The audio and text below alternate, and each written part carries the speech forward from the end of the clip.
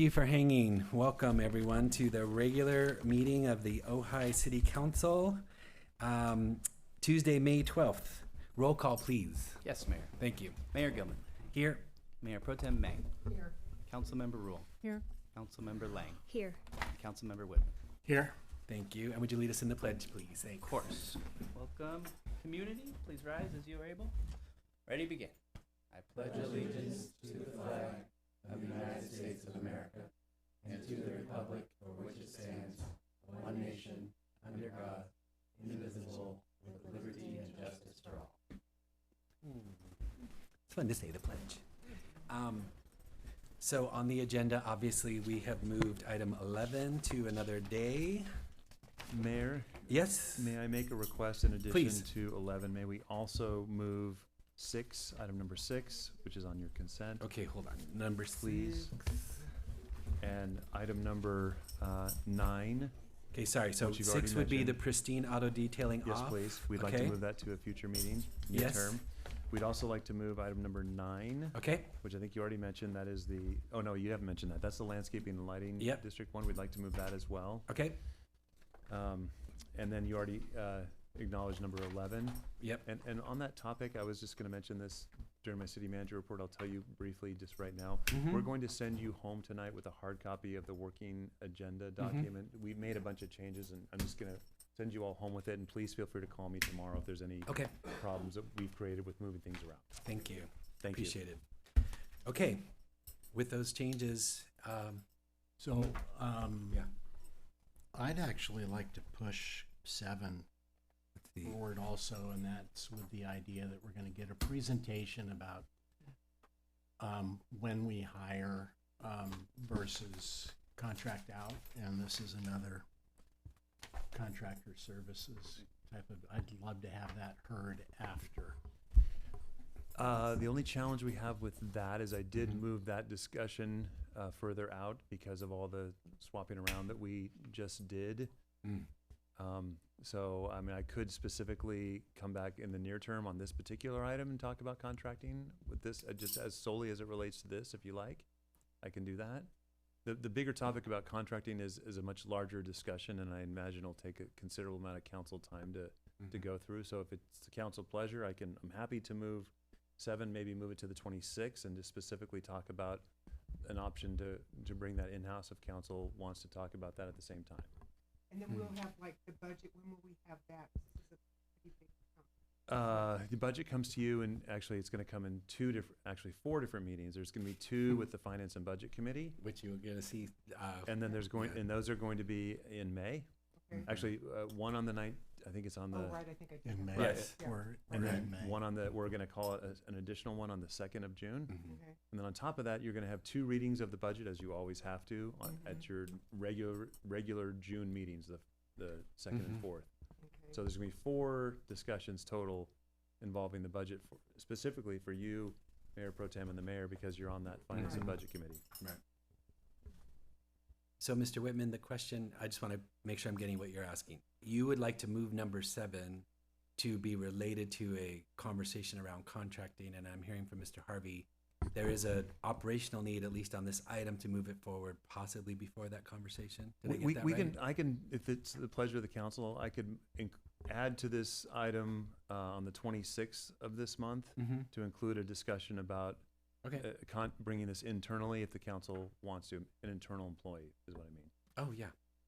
if that's acceptable. That's acceptable. And does that work? I mean, is that going Sure. to solve your need in the immediate? Yes. Okay. That's fine with me. Yes. Thanks for being flexible. Okay, with that, are we good? Any objections? Yeah.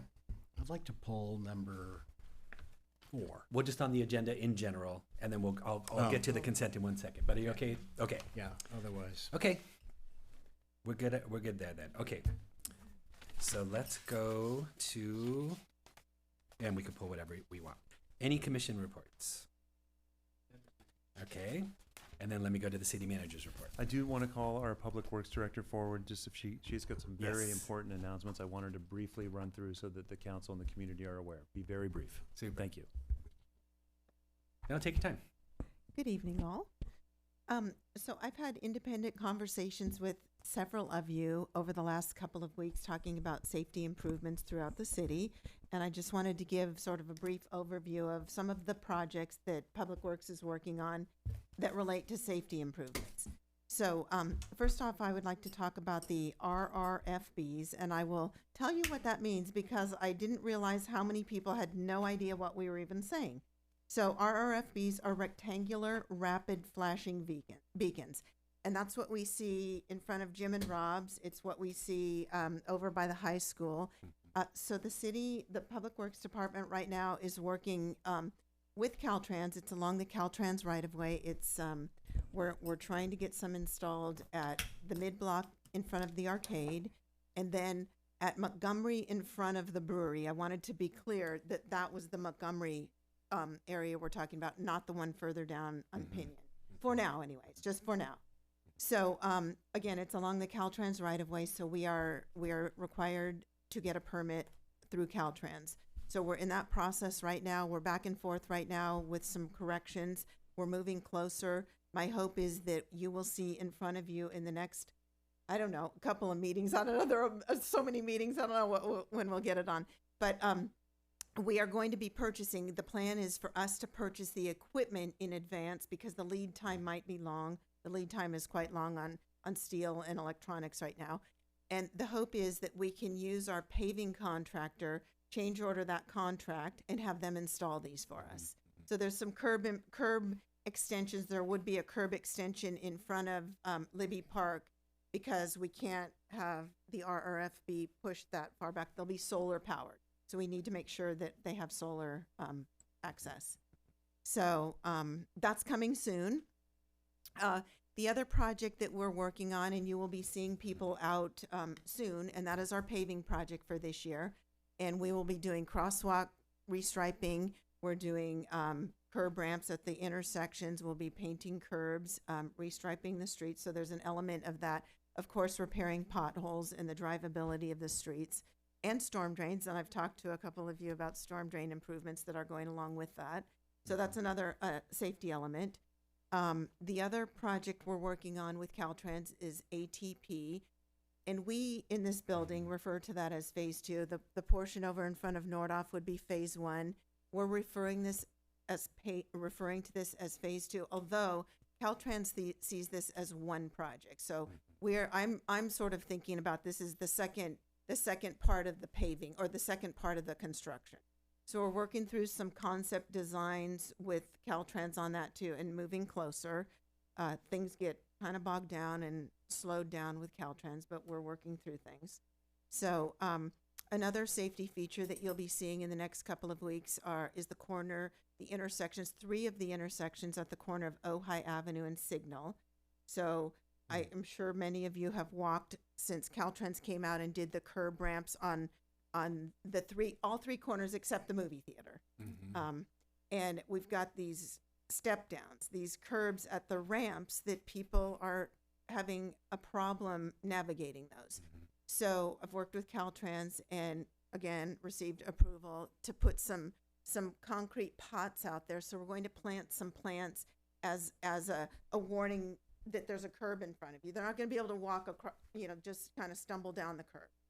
So that is coming soon. We've got the plants sitting in the Public Works yard right now. They're all native plants, and we're going to plant them, and hopefully it'll look lovely. Last but not least, we have a speed hump policy coming forward to y'all pretty quick. So I don't actually know what meeting that's going to be on at this point. I think it's scheduled for the last meeting in June. Yes, that's correct. Okay. So what I'm planning on doing, where I understand the urgency, I get the calls, you folks to talk to people all the time.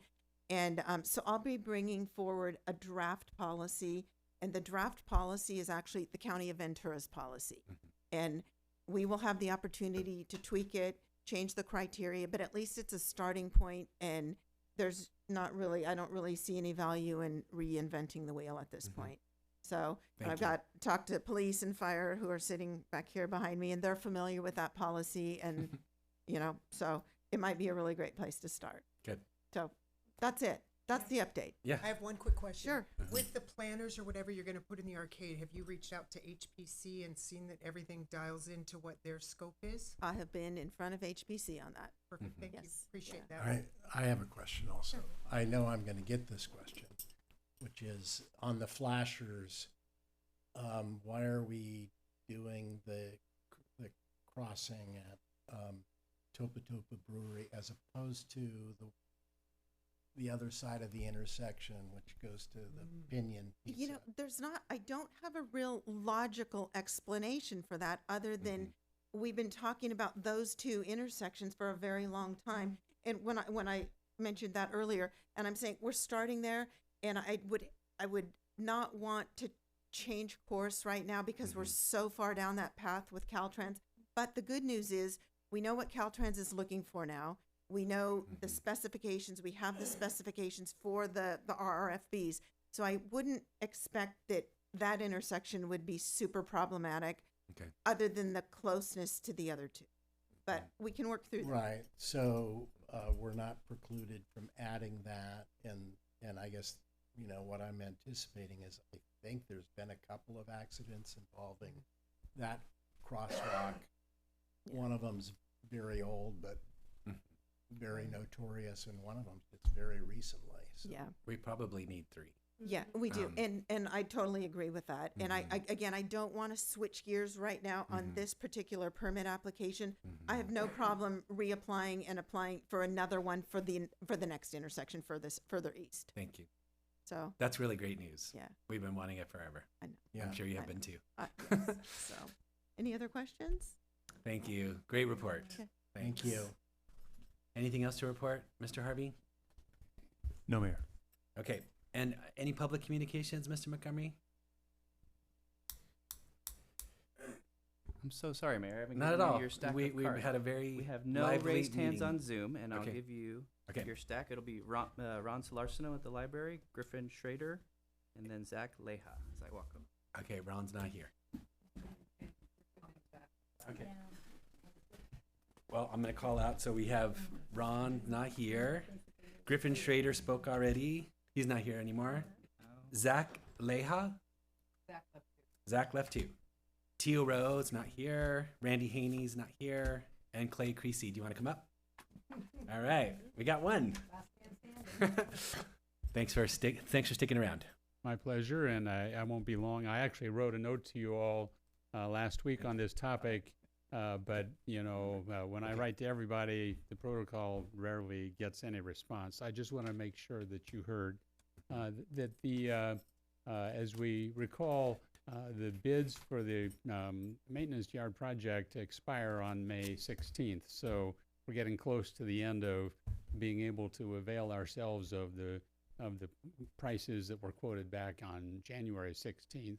And last time you addressed this, as far as I know, is when you opted for, and I believe it was option 2, with maybe a comeback, and that was the bare bones option with no landscaping and you know, all the other things that it didn't have. And you were hoping that the $1 million grant Hail Mary would relax their issues with regard to the 18 to 24. I haven't heard back on that. I haven't seen anything, so I'm just speculating that they didn't play ball. But be that as it may, one way or the other, it doesn't really matter. In 4 days, you're going to lose that January 16th pricing on your landscaping, on your gates, on your kitchen appliances, on, you know, several other things. And if you're going to do that anyhow, which I think you have to, you're really choosing to either take a price that you got a lucky break, it was before the price of gas went up and inflation going up and so on. But if you wait 4 days, those prices go poof. Now when you go for landscaping, instead of X, it's going to be 1.5 times X or something like that. And I don't know structurally whether you need a special meeting to pull that trigger or not. But if you're going to landscape it and do that other stuff, you know, it'd be smart to pull that trigger before May 16th. Alternatively, you might be able to get the vendor to agree to extend that to your next meeting when you could handle it in the normal course. But just want to make sure you didn't miss that in all the hullabaloo here. Thank you very much. Okay. Anything online? Still no raised hands. Mayor. Okay. All right. So we will move on to the consent calendar. And I already heard some people want to pull something out of consent. Did I hear? Yeah, Okay. number 5. Number 5. Okay. And thought it I'd was like 4. to pull number 4 and number 8. Number 4 and number 8. It can be fast though. Yeah. Okay. Anything else? Okay. So then I would propose, can we move to accept 1, 2, 3? 1, 2, and 3. I'll second that. Okay. Any objections to 1, 2, and 3? Okay. All right, let's move on then. We'll go to the number 4, confirm appointment to the midterm vacancy for the Planning Commission, Bruce Hanson. Yes, I just wanted to pull this because Bruce is my neighbor. And Bruce, come on, I please. think he's an excellent selection, and I'm very excited to have your expertise and your knowledge and all Thanks. of your wealth of experience as a part of our Planning Commission. And patient. And patient, yes, I know, look at this guy. exactly. I know. You're preparing. It's like a Yes, dress rehearsal thank you. for future Planning Commission meetings. I don't think they don't go this long. Yeah. Yeah, I'm really pleased to be here. So wonderful. I love living here. So it's a good place to get involved. And kind of returning to something that I've loved to do and I do in other countries now. So a lot of working with eco villages in China and some other areas, a little bit in Europe. And just interested in how we can have thriving business and good nature relations at the same time. So that's Thank you. probably where a lot of it is, and but I love living here. So that's the other piece of it. Just find some way of and find out what's going on. So lots of activities and things. So Thank you for being here. Thank Yes, you thank for you so your much. agreement to serve Yes. the community. It's really Absolutely. important. Yeah. Would Really. you like to move that we accept 4? Yes, I'm going to move that we accept Bruce for the Planning Commission, so Thank you. filling that vacancy, item number 4. Yep, second that. Want to do a roll call on these items? Mr. Montgomery, thanks. Yes. Yes. Yes. Yes. Yes. Thank you, sir. Thank Appreciate you so it. much. thank you. Yes. And just one small little comment, which is with Bruce's appointment, every acting commission is full, minus the public safety, which we are filling. And there's about 12 applications still available for different commissions. So we're in really great shape. And I just want to affirm, I think that the unanimous, collection between the mayor, the rotating council person, and the chair, I think is working really well. So anyway, great news on the commission front. So number 5, Mr. Whitman, you I pulled this pulled one. that. Yep. And I just pulled it because I'm going to abstain when we vote. Oh, okay. Well, Mr. Steingold, come up. We want to hear from you. Good evening. Yes. Hello. Thank you, Mayor, council members. Rather than wing it, my name is Larry Steingold. I'm a proud Ojai resident. I'm deeply, sincerely honored to be nominated to serve on this new Public Safety Commission. Public safety is everything else rests on. When residents and visitors don't feel safe, the character of a community erodes. Businesses struggle, families leave, and the qualities that make Ojai special begin to disappear. We start to become like everybody else, or a lot of them. I'm committed to keeping that from happening through emergency preparedness, collaboration between the city, first responders, and our neighbors, and making sure everyone who lives or visits Ojai feels safe and welcome. Ojai is worth protecting. Thank you. Thank you very much. Thanks. And I just wanted to Yeah, add one please. thing. Oh, did you? No, go ahead. Mhm. Yeah, because I was one of the council members, or the mayor and I interviewed Larry, and in our interview, Larry, you talked about how you've actually gone around and counted all of the street lights that are out and sent them into the My Ojai app. Well, we finally got the street lights on our street up and running. There you go. So It's only taken 4 months. so I think you're very conscientious. You come to all of our meetings, and I trust that you're going to be you're not going to let me down or make me look bad. Right. I'll That- be succinct. No pressure. that you'll be an excellent servant for our safety commission. Thank you very much. Thank you. I just wanted to say that I think you're an absolute natural for this commission, There and you I'm go. so glad you're on it. Yeah. No, I do. I honestly think that Oh, thank this you. it's a really good match. Thank you. You've always, when you speak, you always speak about safety. And so I know it's one of your primary concerns. So welcome. I'm Thank you. pleased as punch to have you. Thank you. Thank you. Would you like to make a motion to accept Sure. number? Yes, thanks. I'll make a motion to accept Larry and move forward with consent calendar item number Yeah. 5. Yeah. And I will second Okay, wonderful. enthusiastically. Roll call, please. Yes. Yep. Mayor Gilman, Yes. Councilmember Whitman, Abstain. Mayor Pro Tem Meng. Yeah. Councilmember Lang, Yes. Councilmember Rule. Yes. Thank you. And just so my colleagues understand the next step of the process, I've contacted the next council member. My hope is that we can get this populated this month and we get it ratified and up and running in June. That's the hope. So I'll keep you posted. Thank you, Mayor. Yes. Okay. May I say one thing? Yes, Because we're on commissions, I just have one tiny announcement. please. We have our reappointments for all commissions wide for May. The Muni Code for all commissions places May as the term ending month. Okay. So Mayor and I have begun to work. We're going to have an update for you on all the reappointments Yeah. that we're going to address. And that'll be in the second meeting of this month. Okay. Thank you. The last item I'm seeing is number 8, if I've done that correctly. Yes. Yes, please. I brought this forward because I had some concerns about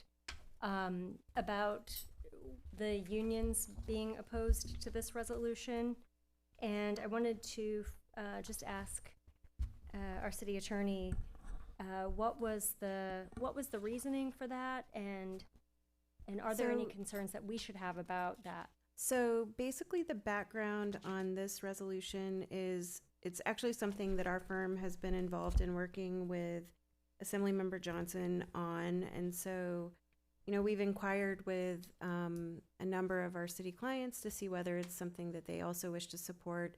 It's, obviously, I think each council member, has, as always, you have to vote in a manner that you're comfortable with. But the purpose of this item or of this legislation would be to ensure that when claims are submitted to public entities, that they are submitted basically under penalty of perjury, meaning that claimants are not, at least they're certifying that they have not included any false or perjurious information in their claim. And so right now, under the law, technically, if someone files a claim against a government agency, they can say whatever they want. And so the biggest two contexts where this comes up are typically in cases of things like tort claims, but it also comes up in the context of labor and employment claims. So it adds an additional hurdle for a claimant. And so if that's something that you're concerned about, certainly no pressure to support it. However, it is something that theoretically will help local government agencies save money in reviewing and defending claims that are not submitted with that additional, level of,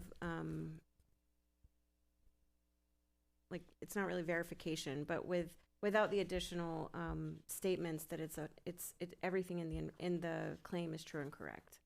So It's veracity. I yeah, think, it words adds like that. an additional hurdle for someone who, today claimants can basically say whatever they want. And so it is something that we think adds value. I think the original version of this legislation would have gone a step further and actually required claims to be verified. However, I think through the legislative process, one of the committees has kind of modified the wording to reduce the standard a bit to things being submitted under penalty of perjury. So, are there any other questions on this one? My comment would be that I'm not sure I would view it as an additional hurdle because you do have to sign a claim. And all you're doing to the claim is adding the statement. What I've said is true and correct under Penalty of penalty perjury. of perjury of the laws of California, which is something that is actually a pretty commonplace thing that we have to do, you know, fairly regularly in our lives when we're looking to be reimbursed or something like that. So I think it's a good idea to have that provision. So And at the state level, that is already a requirement for claims that are submitted to state agencies. It is not something that is required under the government code for claims submitted to local government agencies. Yeah, I would support number 5. Likewise, Okay. Then I move. Number I'm 8. sorry. I mean number 8. I was following. Sorry, no. Yeah, I'm with you there. I'm Yeah. yep. And- So I would move to accept And I'm 8. I'm planning on, I don't support it just because No I'm problem. concerned about anything that would make it harder for workers to, to bring forward a claim. For So, sure. So let's do a roll call. Who was the second, please, Mayor? Ms. Rule. Thank you. Roll call. Councilmember Rule. Yes. Mayor Gilman. Yes. Councilmember Whitman. yes, Mayor Pro Tem Meng. Yes. Councilmember Lang. No. All right, thank you guys. So now we're moving on to our sole last item, which is number 10, Habitat for Humanity Project, Real Property Management Disposition Options. All right. And before we get started on this item, I will note that after my initial remarks and questions from me or for Mr. Seibert, there is a brief presentation that Councilmember Whitman requested be included. That would normally be, council member comments would normally be held till after public comment, but in order to ensure that the public has the opportunity to comment on his remarks, my recommendation to staff was that we include that presentation ahead of public comment. Okay. It will also be in the standard practice for presentations. It will be added to the agenda so that it will be publicly accessible as well. So I have a question. What is the time frame for getting presentations? So I think this one was submitted, it was submitted today. Okay. But we also don't normally submit presentations or include presentations with the agenda itself. So, I could jump in. go ahead. Sometimes we do, but we in general say if you provide them day of the meeting, we will then append them to the meeting afterwards. Ms. But Rule, sometimes we do get them yeah. ahead of So time. I'm just Sure. wondering about the policy. So I can come in the day of with a presentation and have it presented. I was not aware that that I think- was possible to do. Didn't he say something at the last meeting when we brought this up that he wanted to present something? I'm just wondering about timelines and Mhm. expectations and things like that. I'm just wondering about process Hey, because to Council- me, Councilmember, I'm going to remind you that you have actually done this before.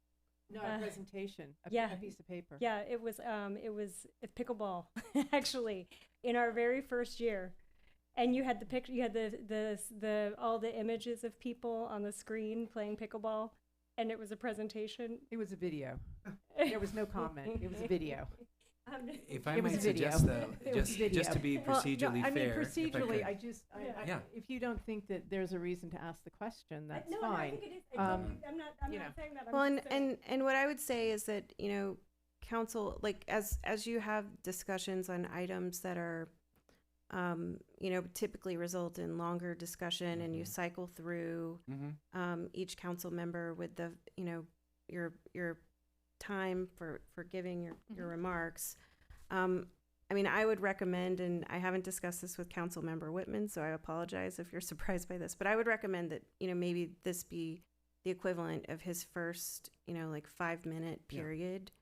I think that. I was gonna. I'm, say, If I'm that's going to do my best acceptable. to get through it in 5 minutes. Well, let me just say though, Ms. Rule recently brought a document and was limited to her 5 minutes. So it does seem to me you would And would do have the been, process yeah, well and to would have keep it been on happy to time. make a presentation out of it had I known that that was Understood. an option. I- Well, and I think in You the know. future, we can, Okay. we can certainly do Yeah. that. I Right. mean, yeah. I was uncomfortable having a presentation that was presented after public comment in case the public has comments. Okay.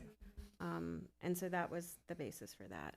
So that's my recommendation to staff. We could also do the presentation after public comment. Mhm. During the yeah. 5 minutes. No, I totally get it. I'm just trying to distinguish between what a piece of paper and a comment is different than a presentation and what that works like. I just think we need Yeah. to figure it out. That's So we all. can do it either Yeah. way. Here's what I would And suggest. I don't just- care sorry. how we do it, really. I just Okay. want some procedural clarification. Well, just to be fair, it seems to me if you said we will have the staff report go to public comments and then there's a presentation during a council person's response, That's fine. Works We can do perfectly. that as well. that makes I Yeah, think that that's makes fine. sense. So Okay, that's fine. it'll be similar to what happened before. Okay.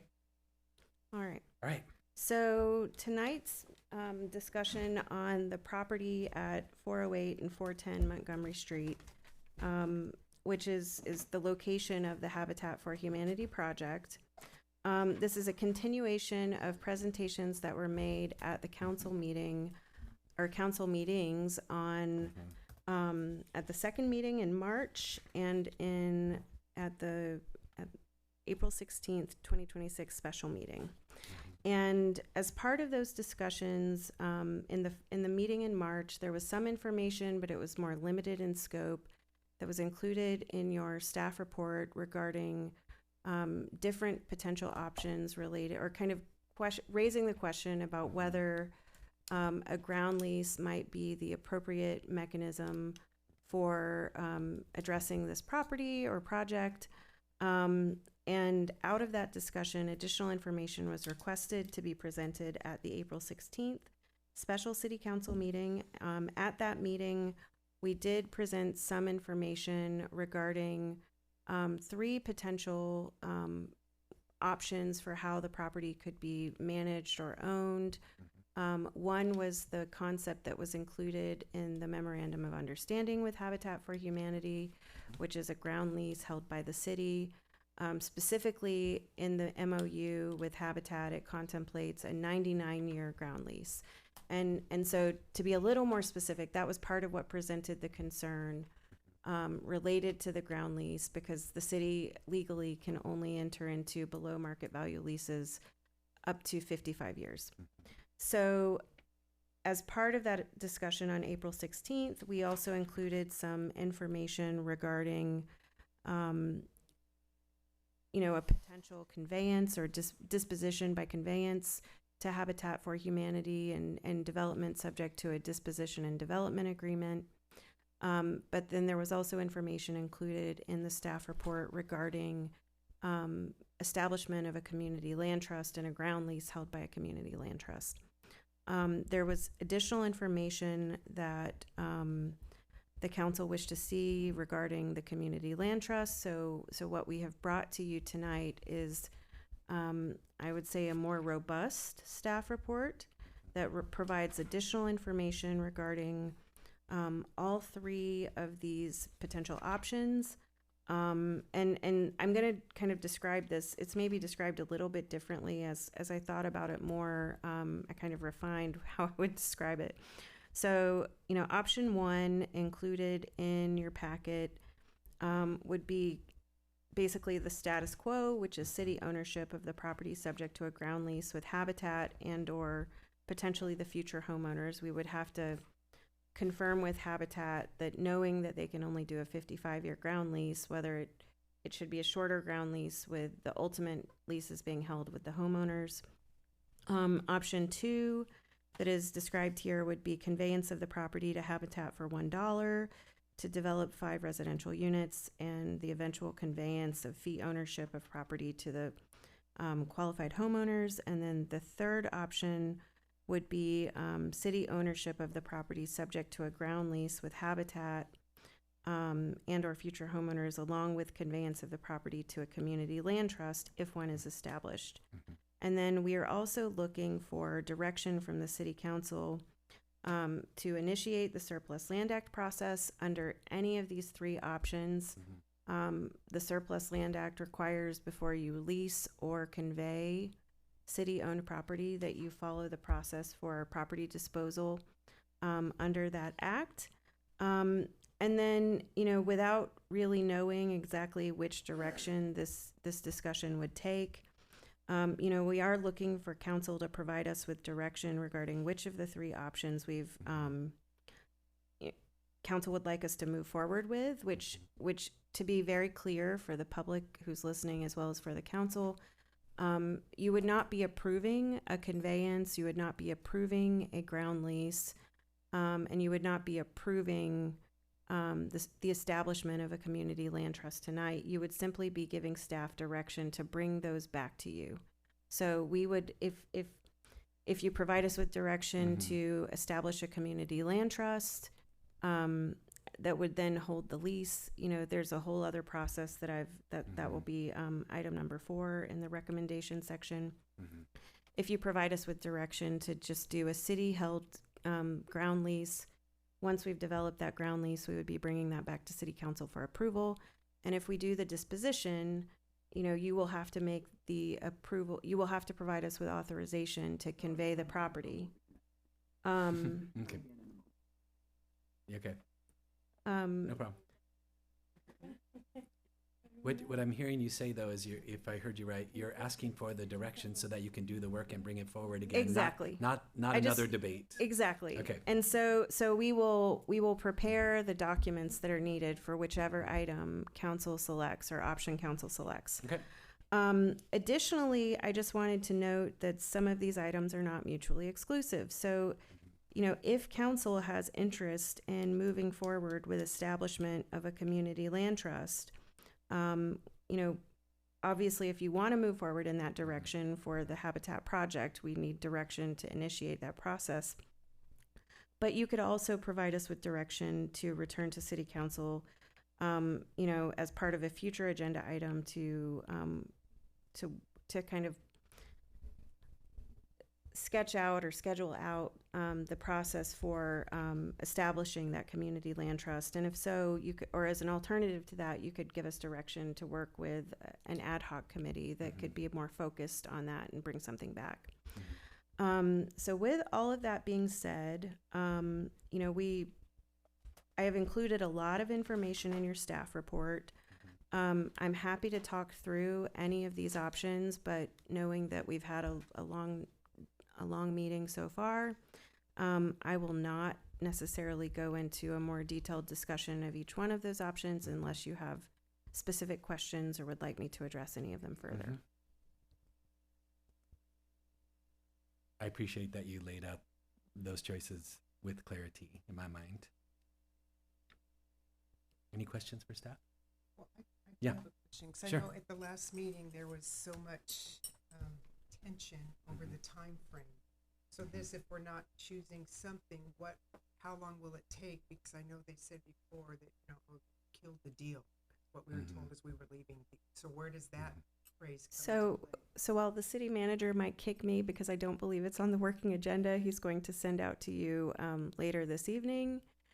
If council's direction is to move forward with either option, either a ground lease held by the city or a disposition and conveyance of the land, we would try to put that together and bring it back to you as quickly as possible to get those processes started.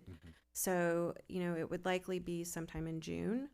For the community land trust item or facet of this, if council wishes to move forward with establishing a community land trust, whether or not that's tied to the Habitat project, I think it would depend on whether council wishes to establish an ad hoc, in which case I think we would work with the ad hoc first. And so we would probably be looking at returning to council. My guess, realistically, having looked at the working agenda, we'd probably be looking at July at the earliest, but it might take a little bit longer.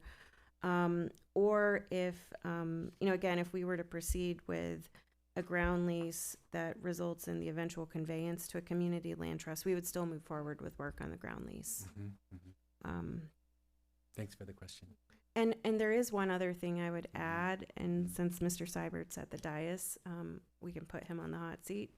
At the last meeting, and there is information about this included in the staff report, but there was also a request for more information about the valuation of the property. And I know Mr. Seibert, he was unable to obtain an appraisal quite this quickly, but he does have some information based on discussions with a local realtor who was able to provide some comparables. Yeah, the appraiser we had used for 503, he was not able to put information together in time. So instead, I pivoted to a local real estate agent to kind of spitball what that would look like. Now, understand that these are estimates. I think it was in the staff report as well. It's as a value, just as a vacant piece of property as it sits today, you're looking at a range of in between 7 to 795, 700,000 to 795,000.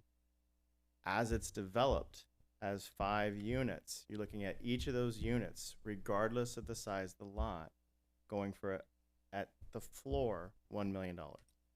Even on 1/5 or less of 0.2 acres? Yes. Okay.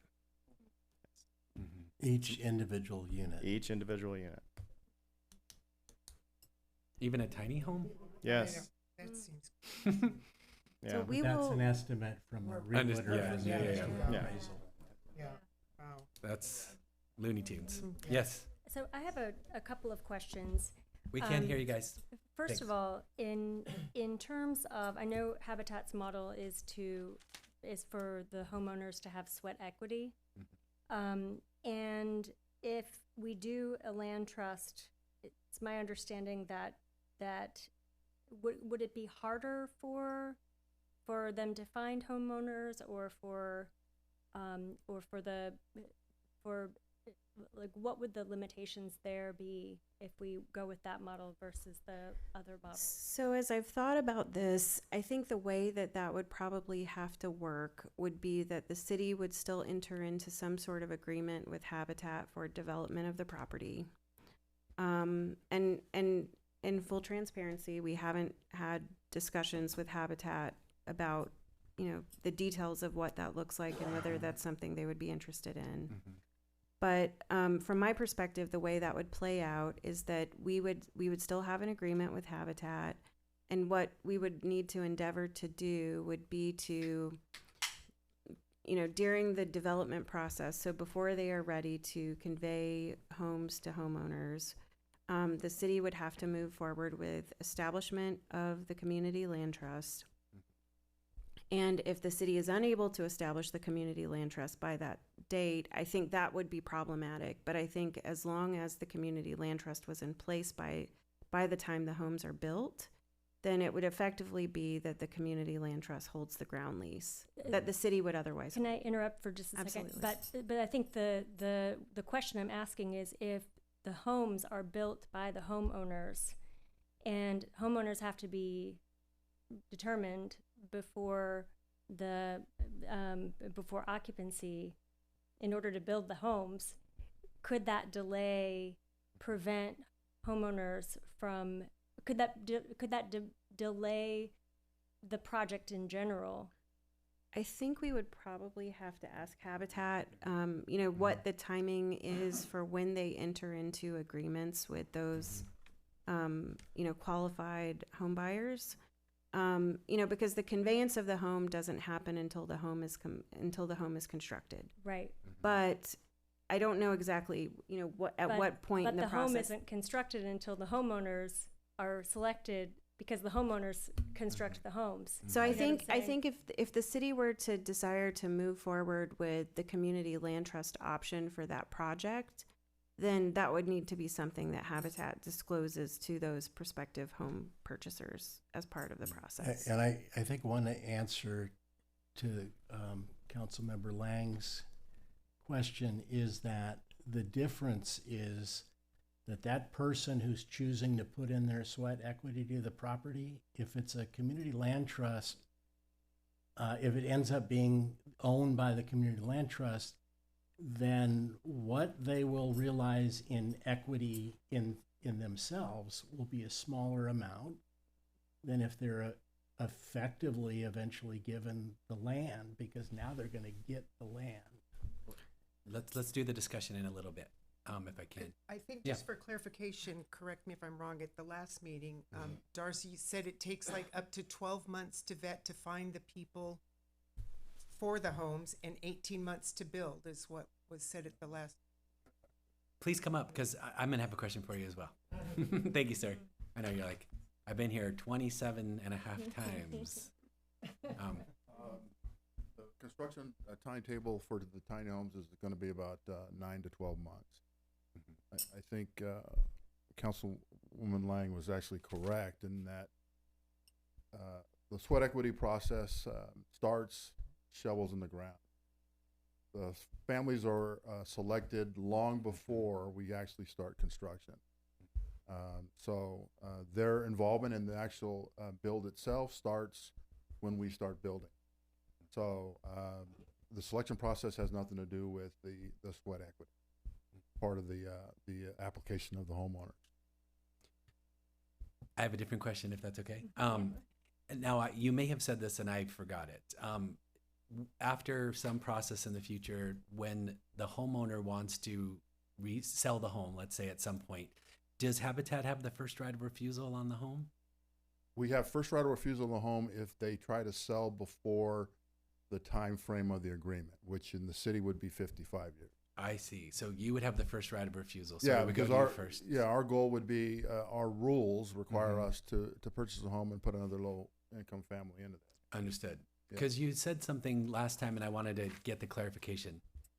When you said, tell me if I'm wrong, basically the Habitat homes stay in low income family arenas. And it seems to me in the way that you're saying it right now, you're trying to keep it sort of in that arena by having the first right of refusal. Is that a way of saying that?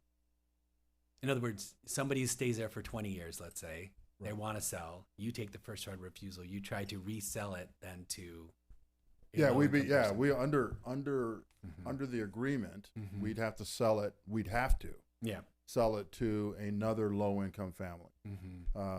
We couldn't sell it, for market value at that point in time. It's again, the key is the 55-year agreement, as the attorney has stated here, that that property will remain low income for that term of the ownership. And I think it's fair to say, of all the houses we've built, 90% of them are still inhabited by the original owner. 90% by the original owners. So, I think the question is, or Councilmember Whitman, about, what is the process? Most of the homes that we sell, homeowners can't in Ventura County sell those units and move to a house that's less expensive, and really cannot afford to move to a house that is significantly more expensive. So they stay in the units that they have purchased as Habitat home.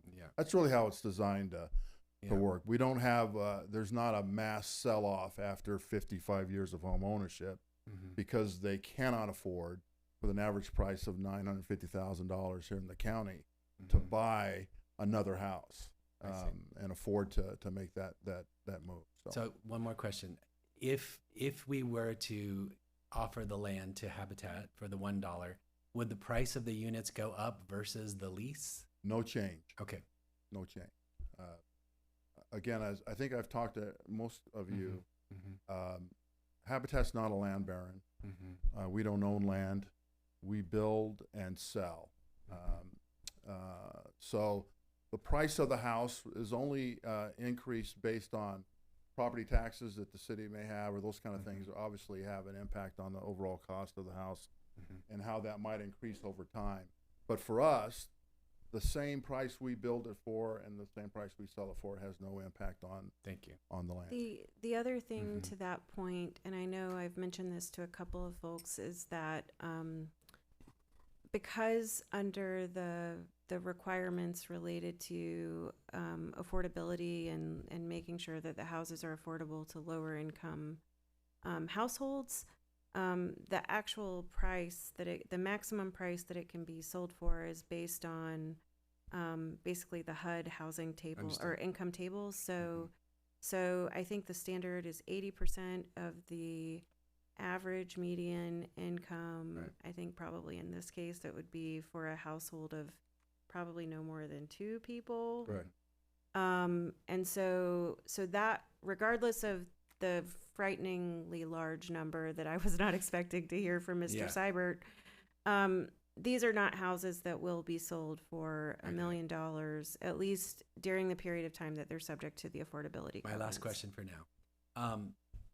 This in the planning commission, I think, tell me if I'm remembering this correctly, in either the land lease as present or in the land lease until a community housing trust is developed and replaces that, something is going to have to be worked out in relation to the landscaping, the responsibility of the land, and that is not habitat. So I did review the MOU Okay. with Habitat, Okay. in preparation for this discussion. Mhm. And, the reason there's slightly hedging language related Mhm. to, a ground lease with Habitat or the property owners, is because we would have to work through that. I mean, while the MOU contemplates a 99-year ground lease to Habitat, we know a 99-year ground lease is off the table. But the MOU also does not include specific requirements related to maintenance. And so while, that might be something we could negotiate with Habitat as part of establishment of a ground lease, I think that does need to factor in and would probably inform, depending on which direction we receive from council, that will inform, how we negotiate and draft those agreements. Can I add something to that as Yep. well? The land trust, and if the city decides to go that way in the future, I don't think that's a discussion that you'll be having ongoingly, long after this meeting's over. The land trust role is just that, what was just described.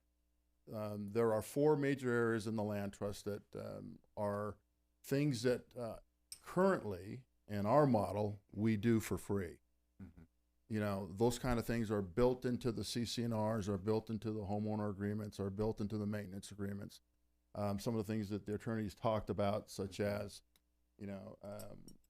painting and color, and, roofs and landscaping and who's taking care of that. Those kind of things are built into the habitat agreements that we have with homeowners, and as you just described, are negotiated with the city in regards to the care of those issues. The land trust model really is designed to take the role that Habitat does on as the city. And there's a number of things that are in there. There's responsibility, there's liability, there's resale agreements, all the things like that are built into those models that Habitat does for all the units that we build and all the communities that we're part of. And that's part of the uniqueness of the Habitat model in regards to those costs and issues that the city attorney has talked about being negotiated. And we do negotiate those with the city. So. Thank you.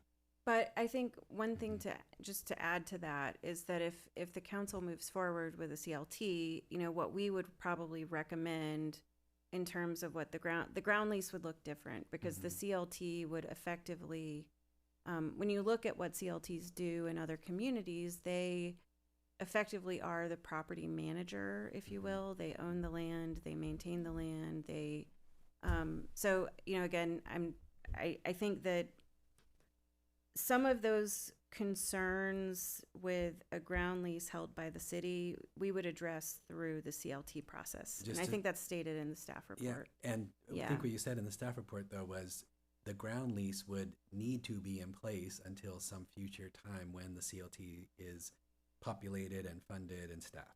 Yeah, so it could be a ground lease. It could be that, we simply come back to you with a disposition agreement or development agreement of some sort. Like it would be a lease and development agreement for a shorter time period with Habitat.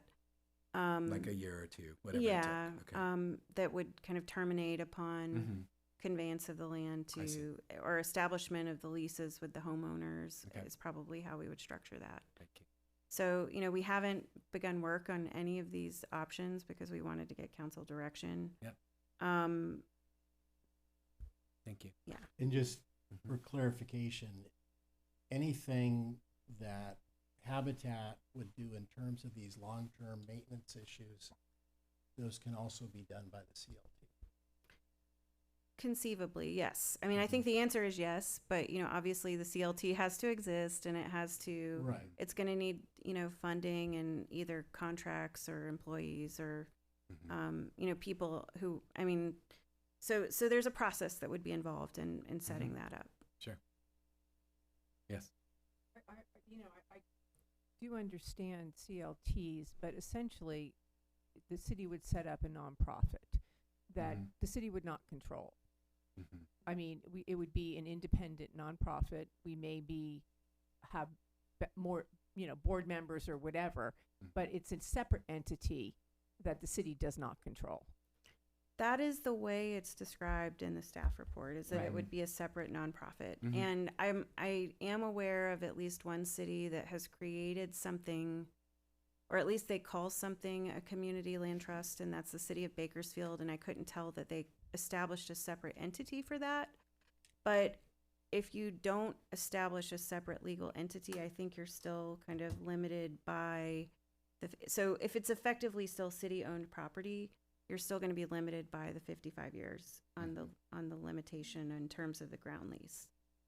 And so if you were going to create a community land trust, Mhm. you would probably want that to be a separate nonprofit. But yes, there's a relinquishment of some control in doing that, because you could only control the extent to which you're providing, funding or donations or property, or you could still have control over those things. Over those things, but not over what the decisions that were made by the community land trust, because that would be an independent board Mhm. that would essentially decide what they thought was the best thing to do.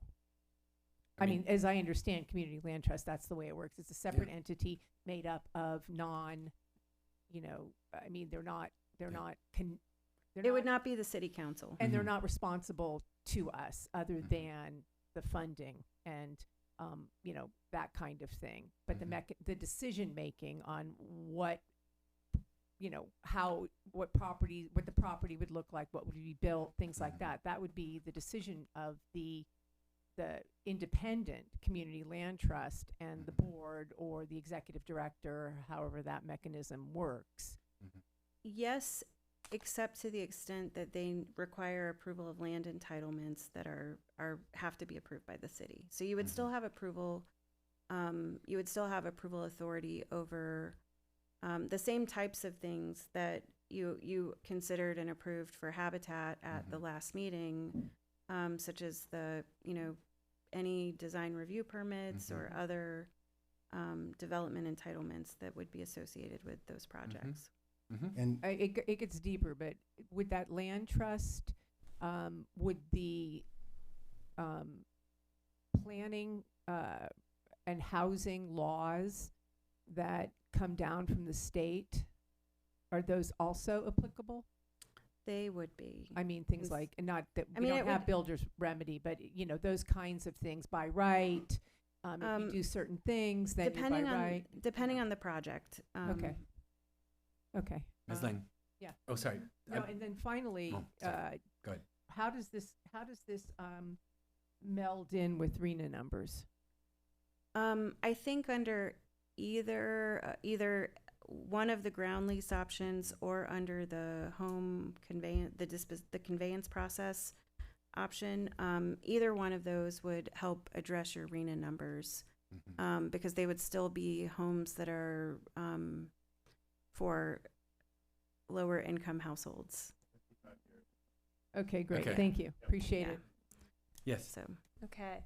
So You were still on the questions part. yes. yeah, we're exactly. still on questions. So I actually have a question about the conveyance of the land, because essentially we would be donating that to Habitat as are as a collaboration, a partnership. What advantages does that have over some of these other where we retain the land? I think one of the biggest advantages would be that it's simple. It's the most simplistic option. It obviously wouldn't be contingent upon, once council goes through the process of approving the disposition and we close on the disposition, council would not have to, they wouldn't have to come back to council for approvals well, we wouldn't have to worry about establishing the community land trust if that's the option that you were to pursue. If you do the ground lease, the city will still, that's held by the city will still have responsibilities related to property management. So there would potentially be times, where they would have to come back to the city. So I think from the standpoint of the disposition option, it's kind of the, cleanest. Once it's done, it's done. There's not this, beyond the requirements and the covenants and conditions and restrictions, there's not additional interaction or involvement with the city. It would, each homeowner takes their tiny home and their small parcel of land and they kind of, go forth. So I think that there are some, I think, we've talked about in the previous meeting that there are some additional costs associated with some of this other stuff. I do think for the homeowners, I think that this is just an unfamiliar structure for some people to do a ground lease. So in that sense, the homeowners will be more familiar with a disposition option. But, I think at the end of the day, the simplicity is really the biggest benefit. Because if just help me understand here. So if we go with that route, then Habitat stays involved for 55 years, essentially. Habitat potentially stays involved longer, and they can correct me if I'm wrong, but my understanding is that they enter into a homeowner agreement with each of the homeowners, and effectively that continues potentially even like they kind of restart the term if the home gets sold. So potentially, the restrictions could remain with the property longer than 45 years.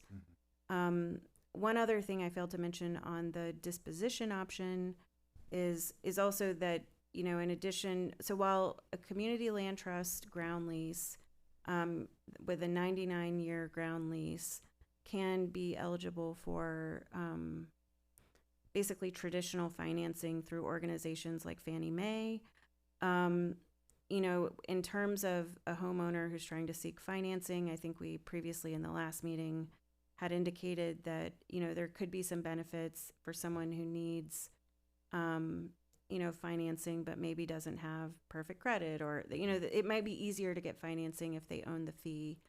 The other factor I think we discussed last time is that for someone who owns the fee, they have more equity in the property. They have equity in the property itself as well as in the structure.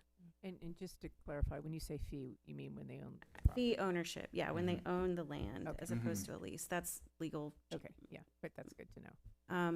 More questions? Yeah. So, as far as the control of the CLT, that is, the city's influence over the CLT and what it can do would be in the creation of bylaws that we would participate in. I think that's one of the things that we would have to explore as part of the, CLT development process.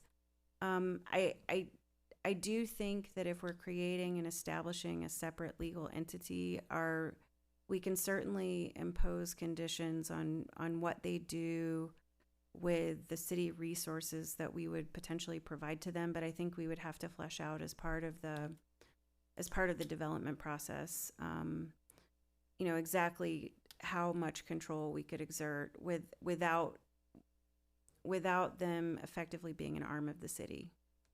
And then the control is also an issue with habitat, because once we transfer the land, the simplicity is we're out of the equation.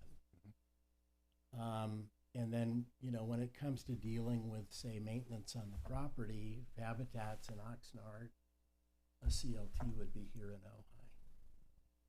Correct? I think the CLT would be wherever you establish it. Right. So, you know, conceivably, yes. And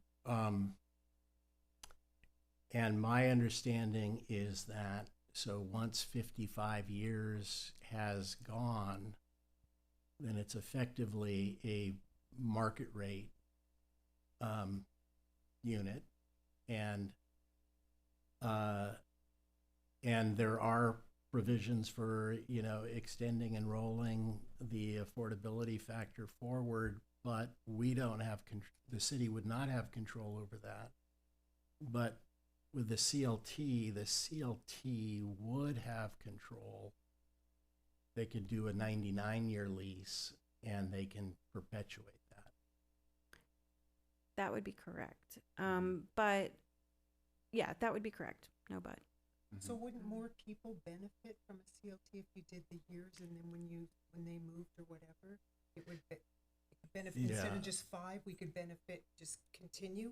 So just to say, are we getting into discussion? That would Yeah. we'd be getting Yeah. into discussion if I answered that. Can we ask Darcy? Just really quickly, though, the 55 years is if it's a ground lease. So the 50, to make sure we're not mixing things up. So the 55-year limitation is the limit on the city's ability to lease property for below fair market value rent.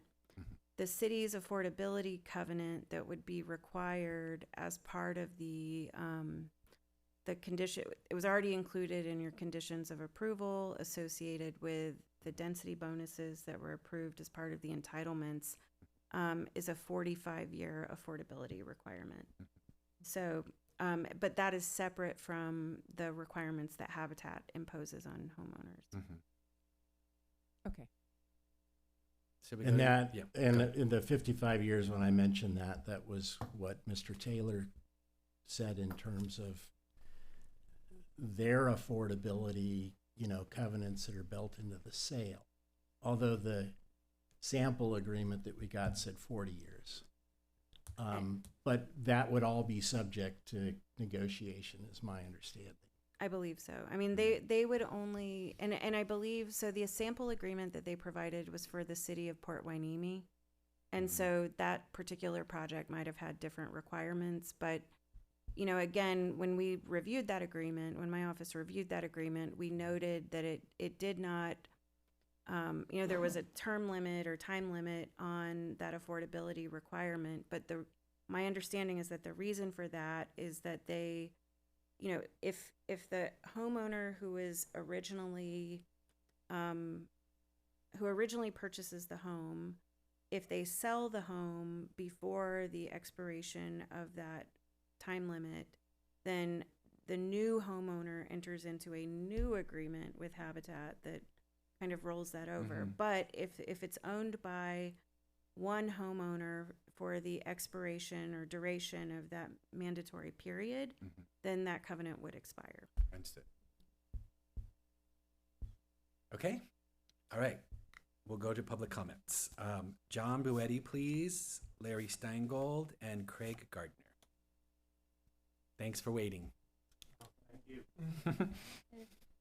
Yes, once again, thank you, council and staff, for the effort that you put in on our behalf to this community. I really appreciate it. So earlier today, I was doing some research, and I noticed that in the goals and tactics document, that 1A, so the most prioritized goal, is the establishment of a land trust. Is that right? Yeah. And that $100,000 was allocated to look into that possibility. Is that right? That's what it says. Anyway.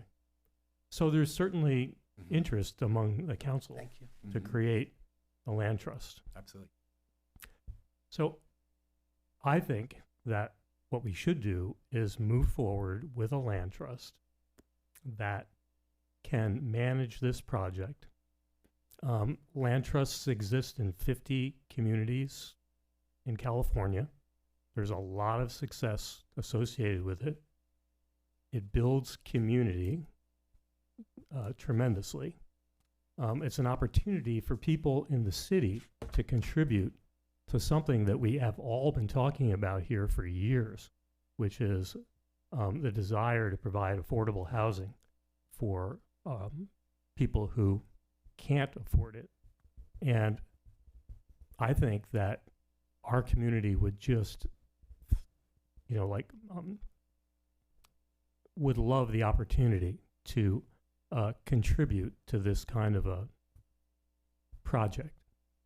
So I am all for, I believe it's 1C, listed 1C in the report, that that would propose that the city maintain ownership of the property subject to a ground lease with Habitat and or future homeowners, along with the conveyance of the property to a community land trust if established. It seems to me that that's something that we have agreed that we definitely want to do. And again, just to put a fine point on this, a community land trust is more than a management vehicle or property holding entity. It is a community uniter. It allows, as I mentioned, and invites community members to participate in soul-enriching endeavors that benefit their neighbors. From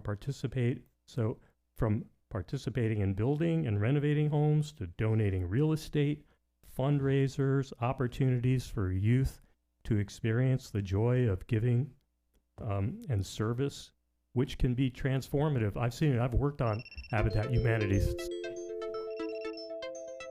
Thank you, sir. I appreciate it.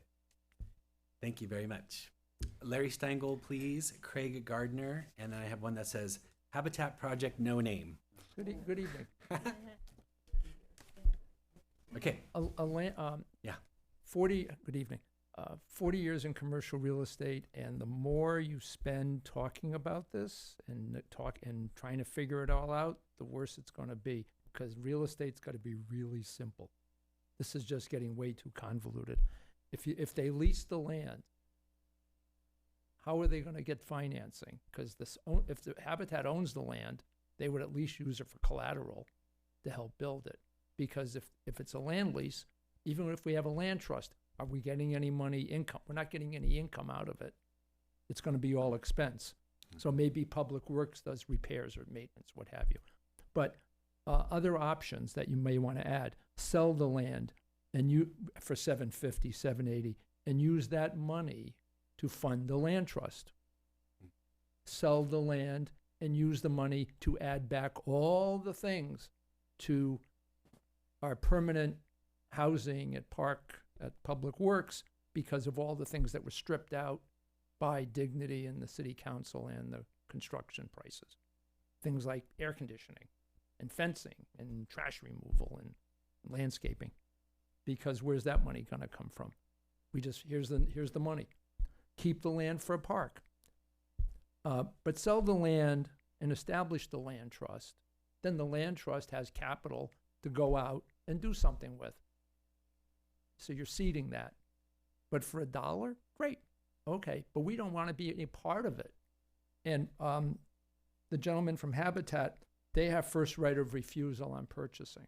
Great. That doesn't mean they have to. That all it is a first right of refusal. And hedging and developing the plan, who's going to manage it. If you don't determine all that stuff now, we're going to get sandbagged by problems in the future. What happens if it needs a roof? Habitat's going to go, homeowner, not my problem. Homeowner doesn't have any money. Where are they going to go? Land trust. Okay, things happen. Because when Habitat walks away, these people, are they going to have any money to fix the stuff? They may not. That's what sweat equity is for. But I know how I fix things, and sometimes you need a professional. Things don't always work out the way you expect them to. But that's the point. I mean, you don't want a bad deal to begin with. It's easier to do a good deal now than it is to find problems, because this is becoming more like the tax agreements or the tax code. That's not very specific. You've got to nail things down. Who's going to maintain the landscaping? Who's going to enforce it? What if the homeowner doesn't do anything?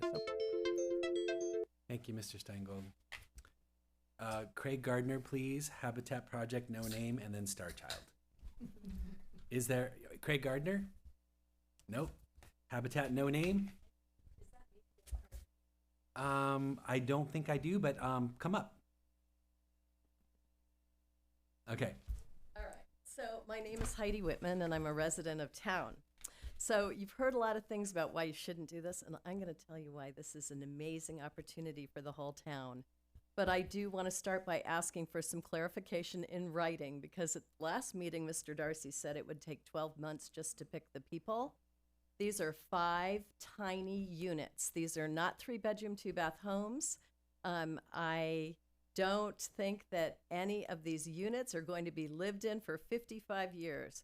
You could get married, you could have a baby, your kids could become teenagers. It's not the kind of generational house where your kids are going to move back after college and live with you. So I think they're going to flip more often.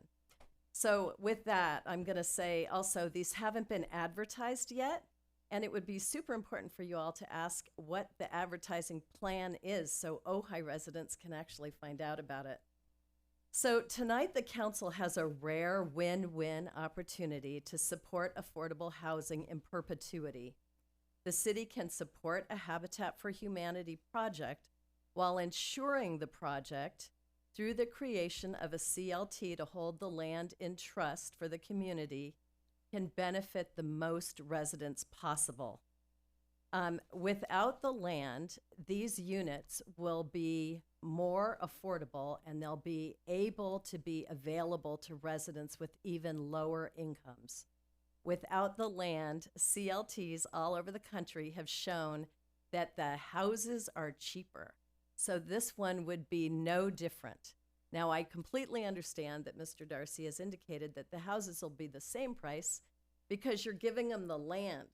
So are you going to give the land to those 5 first owners, or are you going to use the land in support of the community forever, long after we're all here, so that we can continue to flip these over and over? So one of the things about a CLT is affordability is achieved for both the first purchases and resales after that. And like I said, I think that these units are so small that you're not going to see somebody living in one for 55 years. Certainly if it's a senior, we're not going to be around that long. So I just really want to urge you to kind of step out of your shell. Let's just say for a second that it takes 18 months to advertise, select the families, figure out how you're going to convey the land. That would be plenty of time to start a CLT. That's what other cities have done. There's all kinds of examples. And with a CLT, you can have this property help Ojai people forever. So I strongly urge you to think outside the box and think about a CLT. Thanks. Thank you. Star Child, please, and then Anita Cram. Good evening. I've got my Habitat for Humanity shirt on. I got this one by volunteering at the Port Wainimi project in Ventura County. I've also worked for volunteered in construction for Habitat for Humanity in Anchorage, Alaska, as well as Phoenix, Arizona. And when I go back to Minneapolis, where my mom lives, I can look out the window and see the house that she and President Carter worked on. I urge you to choose option B and convey this land fee simple to Habitat for Humanity for $1. Habitat for Humanity has a mission of making decent, affordable, sustainable housing for all. It's a decent organization with a laudable goal nationwide. It seems like one of the reasons why we're looking at a community land trust is maybe we don't trust Habitat for Humanity to maintain decent, affordable housing on the lot in question. But where's the evidence that that's happened? Habitat for Humanity is a nationwide organization. They work in so many different communities, and where they work, they stay. I think what we should be doing, instead of establishing a community land trust, is establishing trust with with Habitat for Humanity, working in partnership to ask them to help with our surplus land to develop it for affordable units that people who can't afford housing can live in. We already have an organization in Habitat for Humanity that can achieve a lot of the objectives we're asking a community land trust to achieve.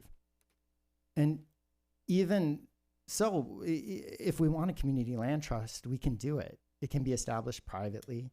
The city could give money in the form of a donation, $100,000, to help kickstart a private organization. It doesn't need to hold up this project.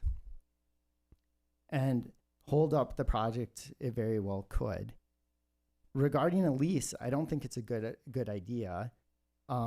We would maintain maintenance responsibility if there's contamination on the site, any dangerous conditions, fire on adjacent parcel could cause the city liability. And we might need to hire staff to maintain it, cut the grass, trim the trees. We shouldn't take on that additional responsibility as a city.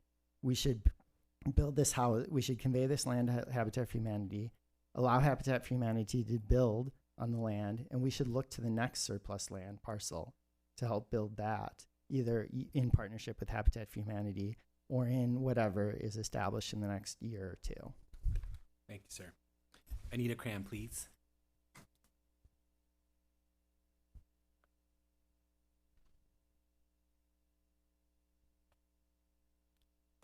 Good evening, everyone. Hey. Hello.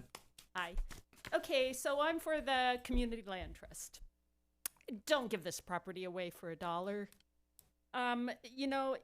Yes, give staff direction to establish a land trust. It makes much more sense for a land trust to hold the land rather than to give it to Habitat. We have a housing problem. It's not going away. A community land trust is a piece of the solution of this. Hold the land that we, the people, own for we, the people, and particularly the most vulnerable in our community who can't afford to live here anymore. So, and it strikes me that everybody's talking about all this maintenance and they're also talking about sweat equity at the same time. Well, isn't that part of sweat equity? Trimming the trees, cutting the grass? I mean, why do we think that can't be done as a part of this? That just kind of baffles me, that we're getting, caught up on this thing that's part of sweat equity. This would hold it perpetuity into the future for the good of the community and, allowing people to live here in a house that they know that is theirs, that a landlord isn't going to come in and keep jacking the rent up, evict them, whatever, because the people who will own these otherwise have to live in those kinds of situations where it's just a constant unknown. This is solid. So, and I also am just going to have to say one more time, if we had been working on a second vacant home tax, we would also have a source of revenue to help with all these problems, but it just kind of boggles the mind why that is not being addressed by the city and by council. So I say go for it. Land trust. Thank you. Thank you, ma'am. Anybody online? Yes, Mayor, we have 2 raised hands. Okay. First we'll have Bill, followed by Renee. Okay. Hi, Mr. Miley, you have the floor. Hi there. Originally, I thought keeping ownership, can you hear me? Yes. We can hear you. It's the best option, like a land trust. But I had a further chance to consider. Our city has never done that before. Takes time, talent. Trusts require operating management and details, money and staff. What's the purpose? To keep it affordable forever. Habitat will do that. They're incorporated to do that. I do have a question about what happens after 55 years. A key is the issue, the original purchase of this land. We bought it through bankruptcy. And the condition says it has to be only used for affordable housing forever. By giving it to Habitat for $1, we accomplished that. To keep it affordable forever, they maintain it forever. The city doesn't have a land trust responsibility as a property manager, which will cost money and staff every year. We need to know, if we choose that option, how much. And what do we get for it? We get affordability, which Habitat is guaranteeing to us will occur. For $1, we give it to them, it's worth, you already heard, a lot of money. What a great contribution to a nonprofit that's been around for years and will exist well beyond all of our lives. Thank you. Thank you, Mr. Miley. Next, we have Renee. Okay. Renee, you may unmute. Okay, hello everybody. Okay, I want to try to merge what I think are the best of both of these ideas because I think that really is what is called for right now. First of all, we have a blank lot. We have 5 families who need affordable homes, and we have a community that wants something more permanent than a one-time housing project. So I think we can do it all, and I think we can start right now. Here's the plan. The city conveys the land to Habitat for $1. Habitat builds the homes, modest, well-built, energy-efficient homes.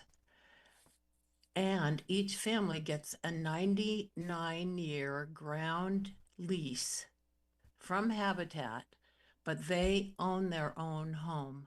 Habitat holds the land. A deed restriction recorded at the county ensures every one of those units stays affordable forever, not for a generation, but for forever. And then when the family sells, the next buyer has to become qualified. The affordability never leaves the property. That solves the immediate problem. But here's where it gets interesting. Built into the deed from day one is a transfer mechanism, a written commitment that when our community land trust is ready, Habitat transfers the land to the land trust. Not if, when. The conditions are defined, the timeline is real, and the city has to consent to any transfer, so we stay in the loop permanently. And then while Habitat is breaking ground on those 5 homes, we start building the community land trust in parallel. It gets incorporated, you apply for nonprofit status, you recruit a real board members, and you have funding to capitalize it properly. And then you build the organization that Ojai deserves. A permanent community-controlled institution that keeps affordable housing here locally, run by people who live here. So in 3 to 5 years, the CLT is ready. The land transfers. Habitat steps back to what it does best, building homes and counseling buyers. And then the CLT steps forward as the permanent steward of the land, and every affordable unit we add after it. So 5 homes become the founding asset of something that lasts a century. And the families who need housing now don't wait for us to build the perfect institution. Thank you, Renee. I appreciate it. Anybody else online? That's it. Okay. All right.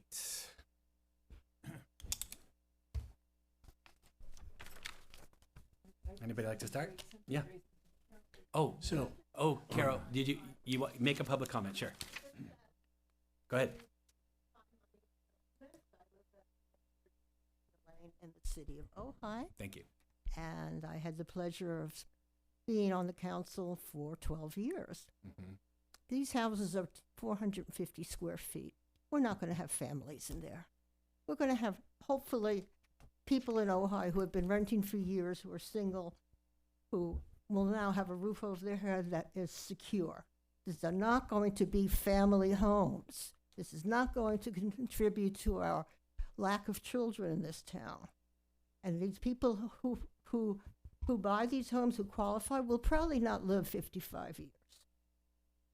So we do need the mechanism that you decide on that will keep it affordable for other older Ojai people who are also in a bad position to keep renting. Mm-hmm. But they are not family homes. Mm-hmm. 450 square feet, max. Thank you. Thank you. Okay. Did you want to start the conversation, or were you going to say something? Or do we still have the presentation? Oh, okay. Yeah. Yes, go ahead. All right. All right. Are you gonna pull up the slides? And are you gonna? I know. Here's somebody. All right. So, please have the timer though, if you can. yeah. I'll, Yes. Okay. Doing slides and timer. So there's a huge gap between what market rate housing and what people in Ojai can afford. The average, the lowest houses are in the $800,000 to $900,000 range, and I did a quick look this weekend, and I think there were two. So that means that you have to have $80,000 for down payment, or possibly $180,000 if you're a second-time buyer, but a first-time buyer can usually get 10%. And based upon the government recognized standards, it takes an income of $260,000 for a family to afford that $900,000 home. But with a family income of $100,000, you can afford a mortgage for a $300,000 to $500,000 home. That would be a rent of around $25,000 to $3,500 a month, or more, a mortgage payment. And we have so many people in our community right now who are paying that as a rent and not getting the benefits of home ownership. So the Community Land Trust is not for profit. Oh yeah. Mm-hmm. I switched my page, but I didn't switch yours. So the idea behind the Community Land Trust is the Community Land Trust owns the property and it never gets transferred. And what that means is that the person acquiring it in perpetuity is buying just the building, and that vaguely is about half of the cost of what the market price would be. And so it does allow us, I spent a lot of time talking with Mr. Taylor this morning, and what their organization does is fantastic. Their goal is to create a great opportunity for that first person who owns it, and that they are going to be able to sell it and have a substantial life-changing increase. Under the Community Land Trust model, the goal is to perpetuate it for multiple generations off into the future, because the land is never going to be joined to that piece of property. It will never have the same value as a regular single-family home. And it's the concept is called shared equity. So the land trust holds on to roughly half the equity, while the homeowner has the other half. What happens under the Community Land Trust is that the person who acquires the Community Land Trust home is going to achieve equity, but at a much slower rate than the person who has both the home and the land. But it is going to continue to provide that benefit well into the future. Mr. Steingold mentioned something about the difficulty in a mortgage. There's a huge market for land lease homes and mortgages for that. Penny Mae, Freddie Mac both have programs for that, and all kinds of individual brokers. Thank you, Kim. I just want to get I you sh- so you I get know, through I this, should- and then we can ask questions later. I want you to Yeah, get I through know. Okay, so I think so the homeowner qualifies for a mortgage and buys the house and leases the land for 99 years. And I've already covered that. So since our last meeting, I've received just a trove of documents from these community land trusts around the state. And it covers every type of document that you could conceive of to make the community land trust functional. The trick is that we have to decide what form our community land trust would take. Would it be a 501c3? But we have the documents ready, to work with as exemplars to do that. The city of Laguna Beach just did this a year ago, which they had a property that was. We can come back to you. How much more do you have? Like 4 more pages. Let's come back to you. So let's continue the conversation. Were you going to say something a minute ago, or if you don't want to start, that's fine. We all agree. Oh yeah, thanks. We all agree that a community land trust is a great thing. The question before us is this the property to do the community land trust on? A community land trust is a complicated thing. It's not an easy thing. It's a 501c3. You need to get a board. You need to do bylaws. You need to figure out, and then even with a community land trust, you then need to get a developer. So I mean, it's not something that happens really quickly or really easily. It's something that is incredibly laudable. I would support immediately starting the process. But to say that we should now try to pivot Habitat away from their model to implement this, it to me makes no sense at all, I have to say. Yes, there are great things about a community land trust, and yes, they are different from the Habitat model. But we brought up the ground lease a year ago because we didn't want to give them $1. We didn't want to sell them the land for $1. And we worked with that for a very long time. And now we're here again and we're like, nope, we actually want to do something different. And I think we need to, a community land trust is a great thing. It is not appropriate here. It's not appropriate now. We cannot turn on a dime and, get an LLC and get a developer, assuming that Habitat would even want to move forward with this and, basically bring in a whole new model that they can now have a whole,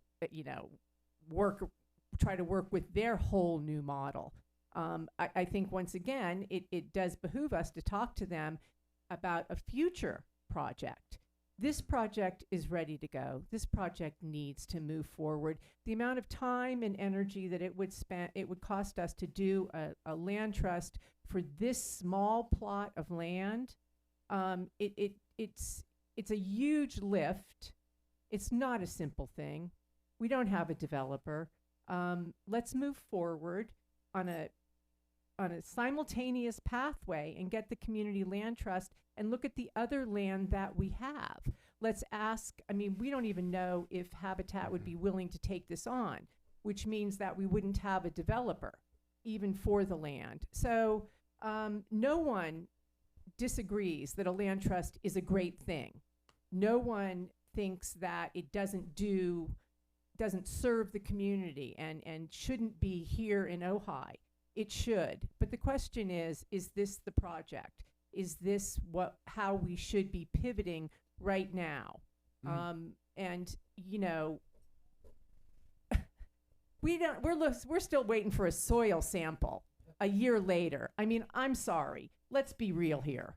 And I'm not in any way casting aspersions on anybody, but if anyone thinks that we're moving forward in any like quick way, you're not looking at the world that we live in here. So, is this a here and now project? No. Is a community land trust a project that we start working on now? Yes, I would support that 100%. And Got it. that's the point.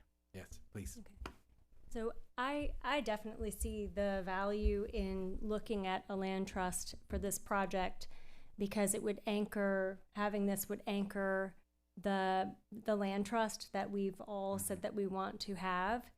And so I definitely see, I think it's valuable for us to talk about this. I think it's worth it to take the time to do this and to really explore these options. That said, I've talked to some of my friends who started one in Point Reyes.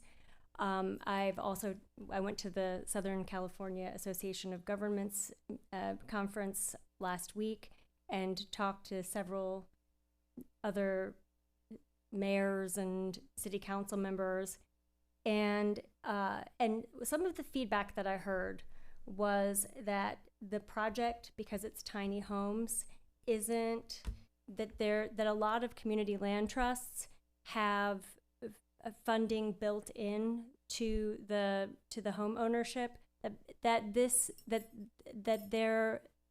it would work better for projects that are higher price points, family homes, two bedroom, 3-bedroom homes, and that as one mayor said, don't let the city cause a problem that an HOA would solve. So I've heard a lot of feedback that makes me think that this doesn't work for this project specifically, but that now that we have the momentum, that moving forward, seeing if Habitat would like to partner with us for something that would be more of a project that would work for this, that would be good. The other thing is, I don't want to delay the project anymore. I really want it to move forward, and I just, after the last meeting, I gotta say, walking out of here thinking that I had killed the project, or that we had somehow, that's what we heard, that and not from Habitat, but hearing that, it set me into a total crisis that weekend. I think Habitat's model is something that is unique in that people put their sweat equity in and they build equity. So it allows people to build wealth, to have a way of taking their initial investment and making the most of it. If we do have that 55-year agreement with Habitat, and someone moves within that 55 years, then that 55 years starts again. So there's longevity built into it. So I'll go ahead and let everybody else talk. And similarly, when I looked at some of the documents, especially, I think it's the Community Land Trust Guide for Local Governments. It is one of our priorities that we all agreed to, and I see introduce the community to the idea, convene stakeholder groups, participate in the planning process, staff the startup, fund the startup. So I would suggest that my view would be that we convey the land to Habitat. That would be that middle option, and that we initiate a community land trust in the way that's being described, simultaneously not holding up this project for 18 months or whatever that time frame were to be. And I think it would meet both goals really for us, which is there's more affordable housing right away, and then secondly, we have a land trust for the future. That would be my goal. I just think pretty sure that other Habitat for Humanity chapters, other than Ventura, have done land trust. So it wouldn't be like starting from scratch. I think taking information from them and the information that you've gathered with other things, I don't think the time frame would be as long as what you guys are thinking. I think it's worth checking into to see. I'm not sure how many of the other, I don't know if you know how many of the other chapters of Habitat have done land trusts. Well, many. So I'm not sure where the concept that pursuing a land trust, doing a ground lease from the city to Habitat, and then pursuing a land trust would somehow delay this project, because Habitat is ready to go with this project, with it being a ground lease. It's an agreement that they signed an MOU with us to do that. What we'd be doing is exploring how to put together the land trust that we want. And look, if we can't do that in 12 or 15 months so that it happens before the sale, I'm talking about the construction going on through our whole discussion process. If we can't do that, then we can always go ahead and, sell the property to them for $1 at that point in time, say, oh, well, we tried, but we can't do it. But there's no part about this that prevents us from going forward. And for the project and for the construction, for the selection of residents to go forward while we're trying to put a land trust in place. And there are so many communities out there ready to support us doing that. So here's the let's see, it's not working. Okay. So the main reason why it's great to do this now and to incorporate this is because if our land trust is an empty shell waiting for donations, that takes a really long time.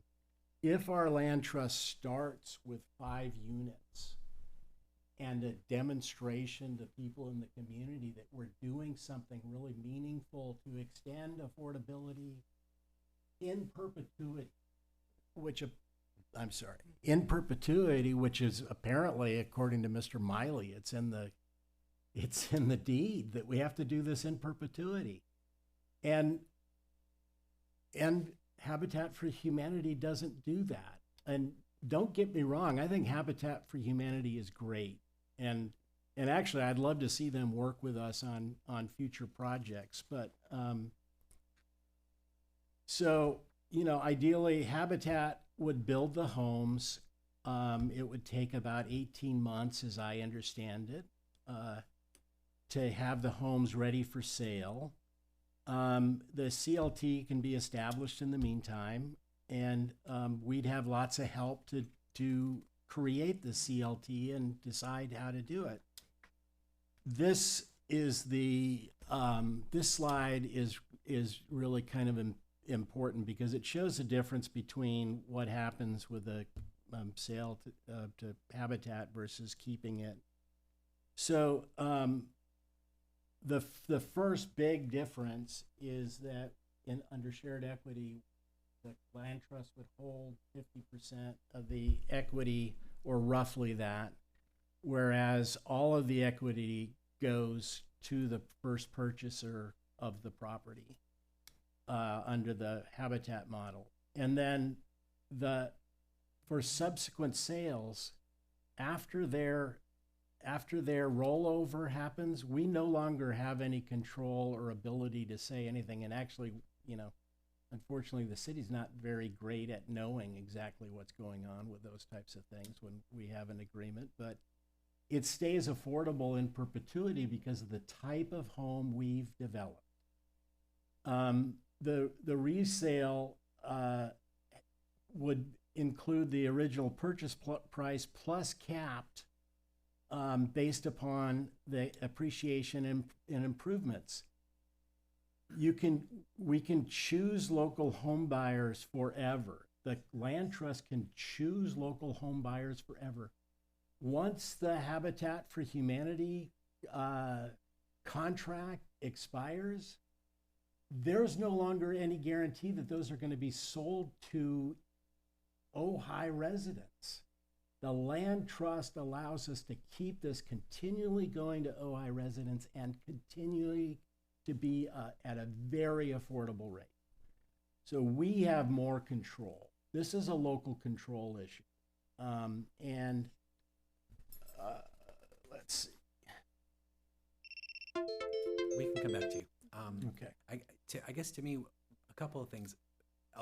It's easy. We keep up bringing things like control and perpetuity and things like that, but the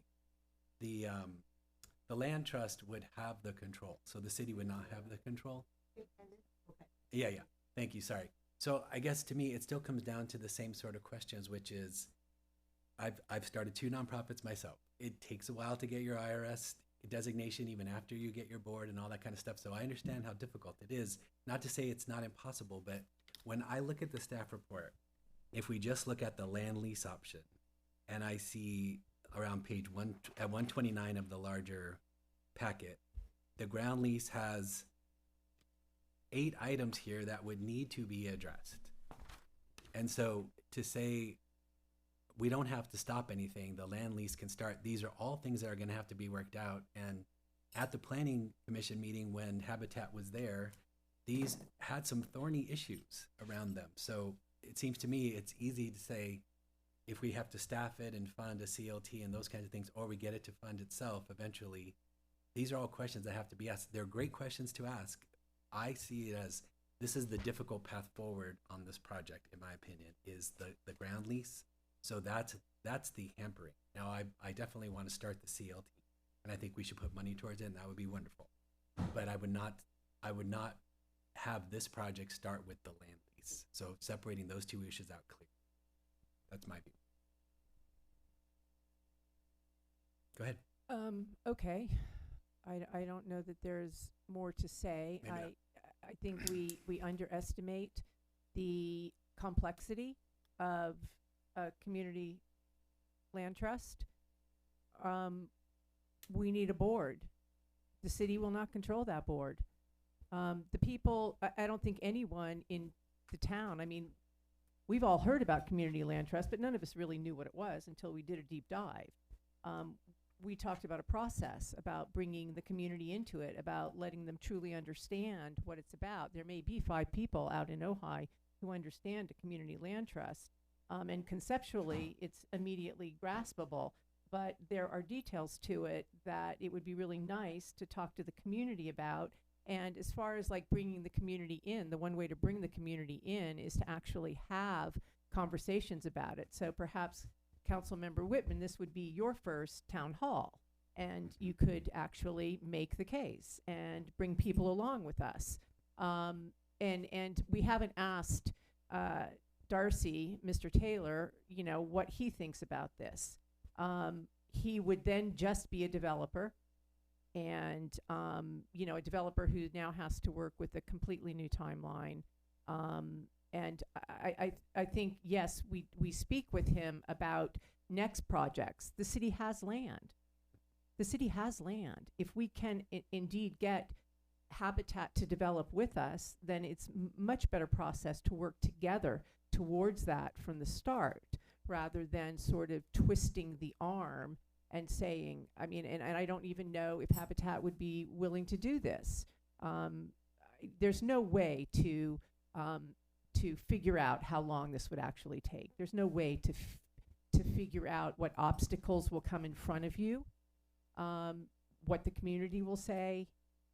It's a great idea, but this project on North Montgomery is ready to move forward, and we should move it forward. And to Councilmember Lang's point, one of the things that my research said as well is that if you're going to do a land trust, you want to get some heft with it. You know, you want to have enough property and enough building to actually get momentum going. So, because like I said, it's a huge ramp up. I mean, we think we can just snap our fingers and get things done. Never happens that way. So, and we have not heard from Darcy either, but I would hope that we could just make the decision to give the land to Habitat. Let's get this project moving, start a simultaneous community land trust, and start an outreach with folks and find out what we actually can get from the community. Let's have that, if that's okay. That would be your final, if that's all right. You have Yeah, yes. totally. Okay. No. I don't mean stop. I mean if you're good. Yeah. No, I'm good. We'll do our final thoughts. So so I think we have an opportunity for the community land trust for the property next door, the McRae property. I would be in favor of moving forward, maybe talking to Habitat about that or some other developer. I actually met a few low-income developers at the booths last week, and so I totally agree with you about having that. It's easier to raise funds for something when you have a project in the works.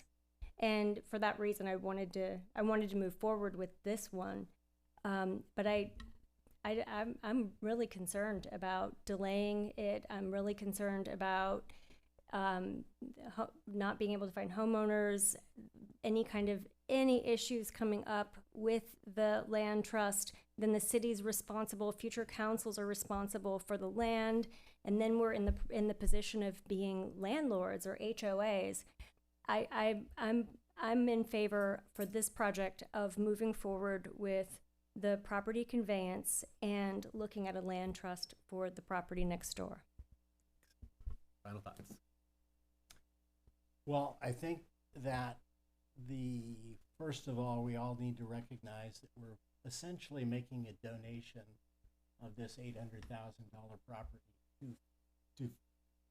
to 5 individuals, and I would much rather see us take this asset, nearly $1 million, and donate it to generations of Ojai residents. And that is what the Community Land Trust is all about. It's you create this long-term affordability.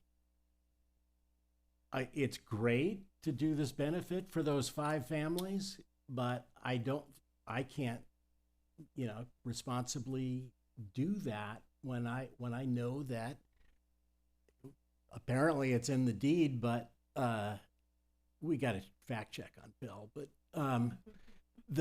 the concept behind that we would acquire a piece of land and there'd be a condition on it that you make it affordable in perpetuity. We're not doing that with the agreement we're going to reach with Habitat for Humanity. We're gonna benefit greatly 5 families, and we're going to lose that benefit eventually. I'm one of the people who has lived here, since other projects have been built that have gone out of their affordability, factor, and it's really kind of sad that the long-term affordability wasn't built in. And for a long time, people were trying to figure out how to find the law to do this. And the land trust is the first. It's a really good concept for trying to achieve this really long, extended affordability to multiple families who can live in those homes over the next, 200 years, not the next 55 years. And so I think my understanding from talking to Mr. Taylor is that they will do this project and that we can start this project, but that there's lots of details we'll have to work out. Mr. Taylor begs to differ. Well, finish your thoughts. I don't know. It's okay. I don't want to. But no. Finish your thoughts. Guys, keep going. Okay. Well, if he can't do the project, then I don't think he should be, asking us to do the McRae property either. But different. Okay. That's final thoughts. Finish your thoughts. Yeah. No. Those are my thoughts. Okay. I just think this would be a good place to start I support moving forward with a lease. The land trust, I'm sorry. I just think it's a good time. It's small, it's doable. You know, we don't know how long with you guys running with all these seats open, if you don't do it now, you know, I just think it'd be cool to have this under your belt. That's what. Then I'm going to make a motion that we task the staff with preparing the documentation for the conveyance of the land to Habitat for Humanity. Sorry about that. I'll get a little closer. I motion that we task the staff or ask the staff to prepare the paperwork for the conveyance of the land to Habitat at the Montgomery property, and that also we also ask the staff to bring forward the proposal for an ad hoc committee to establish a community land trust. Is that sufficient? Just to make clear for the Yep. record, and that would be separate from this particular project, just because Wait. we're talking about conveyance. Yes. And then also, would your motion include direction to initiate the Surplus Land Act process? Yes, please. Thank you. I knew I was missing something. Yeah. I'm satisfied with those two things. Oh, so it's three. There's 3 points. The surplus property paperwork, the conveyance, and then the ad hoc committee for the community land trust.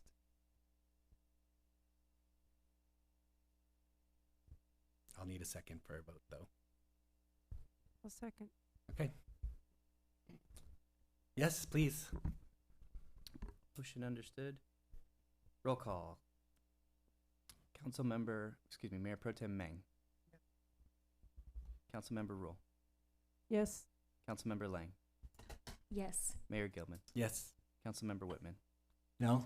Motion passes 3-2. Okay. Is there any reports or future agenda items? Yeah, I have a future agenda. Okay. I think I raised this more than a year ago, but I do like the idea that we consider a second home tax in whatever format. It's been mentioned in our meetings several times recently, and I think we should really pursue that. New York City, I guess, is working on that as we speak, and I'm really interested in us being able to see what's legal. I would love to see the options on that too. Thank you. Yeah, and I think part of that we need to figure out, if we can, how many second homes we have. Right. You know, or who owns it, but the residence isn't here. I guess. Just anecdotal, and so yeah, we should investigate. It's once again, it's not an easy question, because what does home, does it mean that anything over 3 months? What are the parameters around that? It'll be interesting to see. I agree. If you got a second home, work some money up, baby. Okay. All right. Meeting adjourned.